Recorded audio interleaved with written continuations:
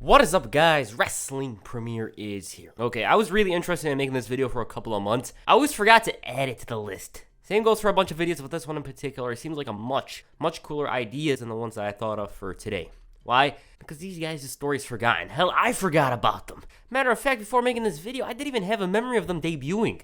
They just popped up on my TV like that. I also didn't really have much of an opinion on them. I knew that Rikishi was their father and all, but I was mostly neutral on the Usos. That is until 2013 when they just popped up with the face paint, having the performances of their careers. And it was odd to me that these guys, who had been on the roster for several years, weren't tag champions. After they won the titles, they were stagnant. They were starting to get a little stale. I remember skipping their matches.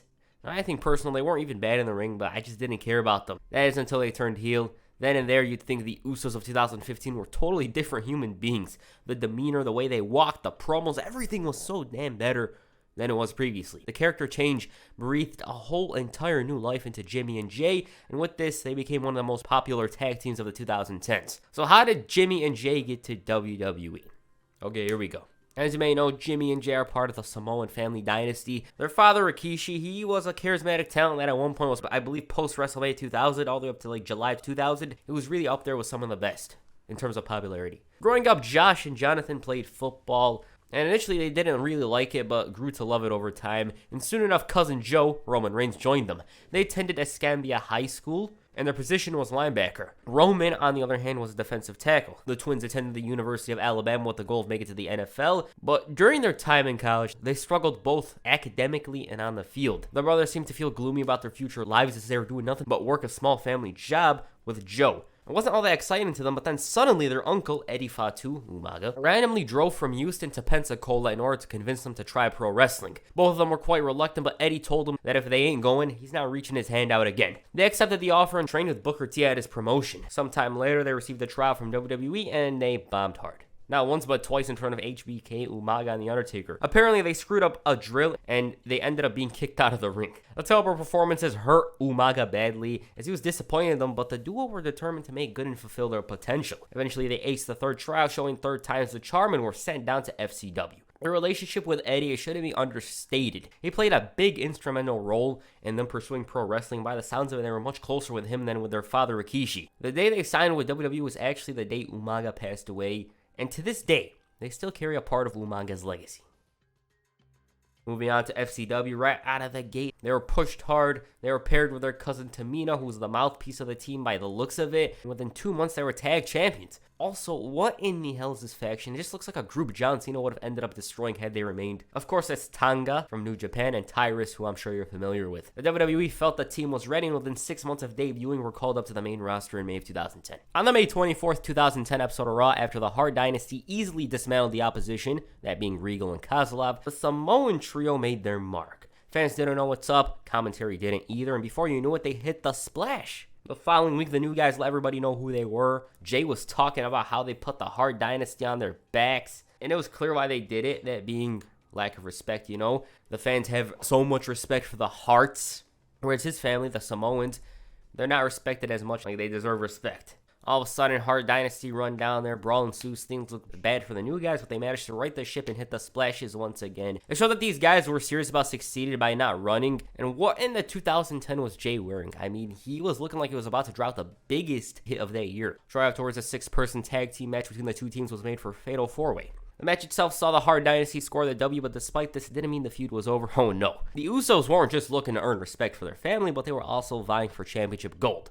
And because of this, the title match was made for Money in the Bank. Before the events, the Usos managed to score a W against the champions in a 6-person non-title match, but unfortunately for the team, they couldn't replicate Monday's success, and so were the losers. From here on, the Usos never really did much. They were just there on Raw. Add to the fact that Tamina became the manager for Santino and Vladimir, they just struggled to stand out. I come to think about it, Raw in late 2010 struggles to stand out, honestly. I mean, who remembers this guy? Anyways, the Usos made their way to SmackDown in April of 2010, but wouldn't wrestle until June. They turned face abruptly and began showing way more character and personality this time around. And if I remember correctly, the commentary team began to mention that Rikishi's the father of the duo every 2 minutes. WWE finally gave the team an actual theme song and entrance, and the entrance included a little Samoan dance called Siva Tau. It was a battle cry of sorts, and suddenly they were winning more matches. At the same time, Jimmy and Jay were wrestling in NXT, gaining more experience, and I would talk about their run during this time period, but there's literally nothing to talk about. I mean, if I were to talk talk about it is to pad the video and just to make it longer. Yeah, not much notable moments or matches from the team. They were scoring L's, and just not doing much. It wasn't until after WrestleMania 29, 2 years later, that we'd see the Usos a lot more often. First of all, they began wearing face paint. Why did they do this all of a sudden? Well, they wanted to honor Umaga. Upon the debut of the face paint, the Usos managed to become #1 contenders to the Tag Team Championships. And not only that, but later that week, they faced the Shield in 6-man action along with Christian. Then results was another upset showing that the Shield were beatable, as it was only the second time the trio lost a match since debuting. It gave the team some momentum heading into Money in the Bank. The Shield didn't take the loss lightly, so they worked harder later that week in order to win the match. And that's for the matchup at the pay-per-view. It was on the pre-show. Despite this, it was awesome, seriously. The match just came from out of nowhere. I don't think anybody expected it to be that damn good. In a way, in my eyes, it was Jimmy and Jay's coming out party. The crowd was clearly invested in the match and behind every move the Usos hit. There was awesome spots, and it wasn't out of the realm that there was a possibility of new champions. I mean, this moment in itself had that feeling of a new champion to it, but Reigns ruined everything. It was so damn exciting with the fans behind every move. Ah, man, I can't say anything bad about this. Actually, I do. It was on the pre-show. Should have been on the main card, right? Unfortunately for the good guys, they weren't victorious, but the performance clearly caught a bunch's eyes. From here on, they continued having awesome matches with the likes of the Shield and the Rhodes brothers, and it was only a matter of time before they were going to become champions. Like, they had a bunch of superb showings. They were quick, explosive, and best of all, they had the fans on their side. I mean, why are you going to dislike these guys? They were really fun. Also, it's ridiculous how Cody was more over than I recalled. I honestly don't remember him being that over, but he was. Soon enough, the Usos got themselves yet another title shot, and this time around it was against the New Age Outlaws. Well, yeah, to me, this is probably the oddest title reign of the 10s. It just came out of nowhere. I was probably the last person to think, oh, maybe the New Age Outlaws are going to become tag champions.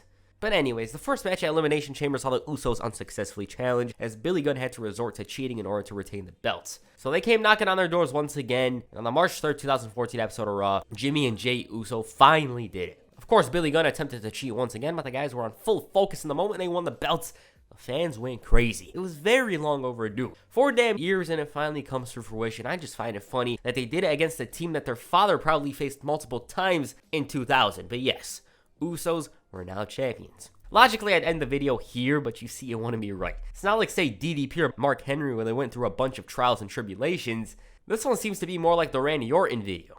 I gotta talk about how they actually became stars in the company. The team walked into WrestleMania 30 as defending champions and walked out as champs, and they were really looking good out there in general. Like, whenever some main event guy like John Cena needed some backup, they team up with him. They were a bright spot of Raw during this time period for sure. I certainly remember them having a bunch of cool matches. The team that they feuded with as champs was the Wyatt family. Now, these matches were nothing short of excellent, I gotta mention it, because they pushed each other to the very limit and gave us fans matches that are worth remembering. I mean, I suggest you check them out if you haven't. Specifically, their 2 out of 3 falls match at Battleground. This is probably the Usos' best match up to this point. It was really tremendous stuff. There was awesome near falls, and it felt like it was anybody's match, really. JBL, Michael Cole were marking out, just soaking it all in, and the guys basically showed that a tag team division could be really good if WWE could just give a damn. They all looked good out there, and despite the loss, the Wyatts really looked like monsters in defeat. Unfortunately for the Usos, all things come to an end. The Night of Champions, they dropped the belts to Goldust and Stardust. Oh yeah. From here on, they continued vying for the belts but didn't find success. And meanwhile, The Miz began scouting talent. For some reason, he wanted to make Naomi, Jimmy's wife, a music star. Now, by the looks of it, Miz was doing this to mess with the Usos, right? But with the way the story was booked, it felt like Jimmy was a jello husband and Miz was the babyface. Then again, everybody knows what the Miz is all about, so Jimmy was right, basically. He was doing this in order to push the attention away from the tag titles because he's scared of defending them, obviously, so there's that. I don't even know why I'm talking about this. It's forgettable and it's not even that much of a big deal, but it did lead to the Usos holding championship gold once again, because on the final Raw of 2014, they defeated The Miz and his stuntman to win the gold. This storyline in general, I don't think anybody thought to themselves, hey, you remember this? Yeah, I think they could have done something with it and possibly turned the Usos heel. Hell, they could have had Miz start some sort of faction with Naomi being a part of it. Well, whatever. This title reign in itself was anything but memorable. They did have a decent match against Cesaro and Tyson Kidd at Fastlane, but other than that, not noteworthy. And watching this match, I forgot just how talented Tyson Kidd was. Unfortunately, after Fastlane, Jay suffered a shoulder injury, but before he left, they managed to challenge for the pennies at WrestleMania once more. During the match, though, Jay hurt himself and was left sidelined for over 6 months. This meant main event Jimmy Uso was in full force. Nah, he rarely appeared on TV, and as a matter of fact, he mostly provided commentary on main event. It wasn't until the November 2nd, 2015 episode of Raw that the Usos finally returned. Okay, at this point in time, a lot happened. First of all, the New Day completely took over. Second, a bunch didn't really like the Usos. They felt as if the team got a little stale. But anyways, the duo really caught Seth Rollins' team off guard when they returned. They had a good performance, of course, and from here on, well, I don't remember anything they did. For some reason, they won the Tag Team of the Year award despite wrestling for the first 3 months of the year. And another thing to mention is that they began teaming with Roman more frequently. They were basically his sidekicks. They did challenge for the titles. The Royal Rumble were unsuccessful. There was a Little Rock appearance, I should mention. He had an appearance with the Usos. But following this, well, they had this feud with the Dudleys that, once again, I forgot. So here we go. He teamed up with the Dudleys on the February 8th, 2016 episode of Raw. So the 4 men managed to score the W in a tables match, right? Well, for some reason, Bubba and Devon decided to turn on them and send them through the tables. Why was this? Well, it was because the veterans felt they didn't get enough respect from the fans or from the Usos. They were tired of being seen as a nostalgia act. And then to top it all off, they told the fans that this is the final time they will ever see the tables. Both teams ended up facing each other on the WrestleMania 32 kickoff show. Usos won that match, but the Dudleys pulled a Terry Funk and brought back the tables. Despite this, they were the ones who went through them, and I'm sitting here wondering why I have zero recollection of this.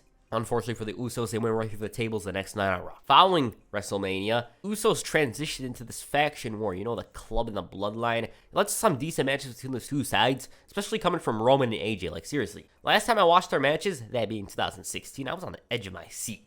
But yeah, like I said, I didn't care about the Usos during this time, even though they were paired with Roman and feuding with Gallows and Anderson. I just didn't care for them much. Summer of 2016 saw the 2-time champs get drafted to the SmackDown brand, and initially they didn't stand out. Upon debuting as members of the SmackDown brand in July 2016, they participated in this tournament to determine the first SmackDown Live Tag Team Champions. They beat the Ascension in the first round, but then came American Alpha.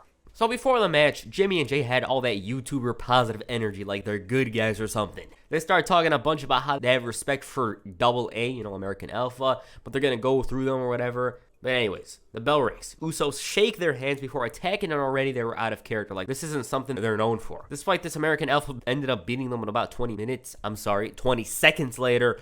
And after the match, Jimmy and Jay decided to attack them, turning heel for the first time in 5 years. Hell, they even crushed Chad Gable's legs.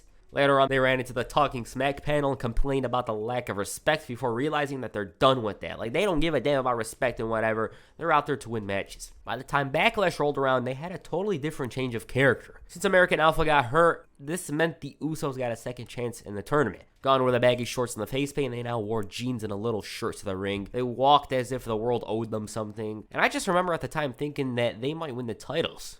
Like, I was under the belief that Heath and Rhino were going to chase the belts, but anyways, Jimmy and Jay destroyed Zack Ryder's leg en route to the final match with the unlikely duo. The guys, they were just hungry, remorseless hyenas. But Heath had kids, meaning he was at 95 overall and was very determined to win back his job and win the titles. American Alpha did return 2 weeks later in a match to determine the number 1 contenders, but the Usos once again were animalistic. Gable's leg was still hurting, and the isolation of Chase and Jordan worked out very well. Soon enough, they debuted a new theme song, but they weren't finding championship success yet.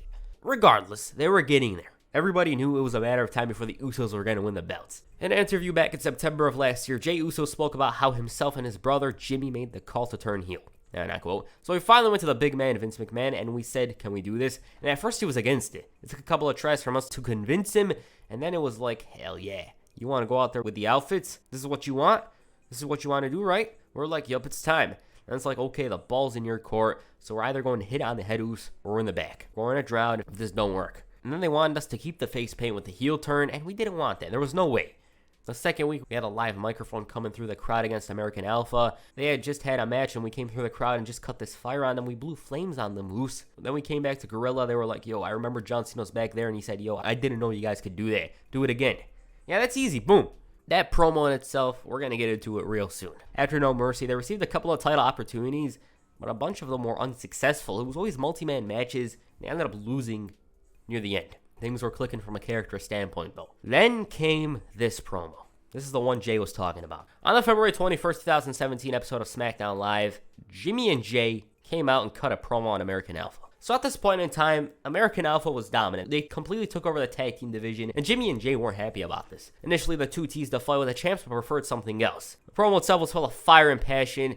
Like, Jimmy and Jay were saying stuff like, you'll probably go to your hotel, 2-star. And the fact of the matter is, I have never seen an Uso promo as good as this one. Never. You could feel their fury and emotions. To top it all off, they ended the promo with a little catchphrase stating, it's not paranoia, it's the Usos. Really excellent promo. Showed just how much the team improved. Or they were probably hiding this the entire time. Probably the latter. But yeah, regardless, it showed that these guys were serious about making this thing work. I highly suggest you go watch that promo and compare it to an older Usos promo. Shortly afterwards, they got yet another chance at Chad Gable and Jason Jordan 3 weeks later, and this match actually made events in SmackDown. Well, technically. They had a good match that actually resulted in the Usos being victorious, and what this meant was that American Alpha had to defend the gold against them the following week. This time around, the match was even better, and I'd probably say it was the best Usos match in a very long time. I always loved watching American Alpha back then. They had some superb matches against the Revival, Corbin, and Rhino. Such a random team, but the end of day sell. Like, I'll never forget that. Regarding the match, it took a bit for the Usos to take control, but once they did, they isolated Chad Gable. Jason Jordan comes in with loads of momentum. Things take a turn from here, crazy stuff going down. Everyone's hitting their moves on each other. And this combo in itself made me believe the Usos had it. Gable was hitting overthrows, a top rope bulldog, but that still wasn't enough because Jimmy made this save. At one point, he sacrificed himself in order to save his brother, and with Gable gone, they double-teamed Jordan and hit the super kick to finally win the tag team championships. It was a long time coming, but they finally did it. At this point, the heel Usos finally arrived. It took them a bit, but they finally figured it out, and they were fresh. Like, they were really one of the best parts of SmackDown during this time period. So there you have it. That's the rise of the Usos. Honestly, I would talk about the New Day feud, but that in itself deserves its own video. Like, you can't just talk about it here. It deserves much more, you know what I mean? Talk about their matches, their promos, their rap battle with Wale, all that. But yeah, the Usos, it took them a while to figure things out, but once they did, they took the ball and ran with it. They were so damn good. Like, compared to the other teams on SmackDown this time period, they were miles above them. They're miles above the other tag teams. Really, like, come to think about it, when the New Day and the Usos were there, you have to go so far down below to find the other tag teams. And that feud in itself really established the Usos as one of the greatest tag teams of the decade. And they were more like themselves this time around, so it worked out very well for both guys. What do you guys think of the Usos' story? Please comment down below. And that's it for this video. Make sure you hit a super kick on the like button, and perhaps a splash on the subscribe button. Peace, I'm out.